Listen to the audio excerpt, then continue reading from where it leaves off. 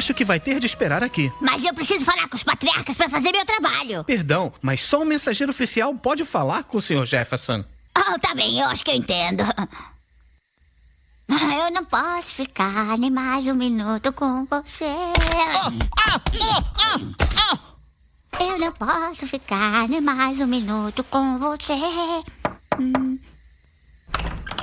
Olá, eu sou Thomas Jefferson. E eu sou o mensageiro oficial. Muito bem, leve este documento para o Congresso Continental.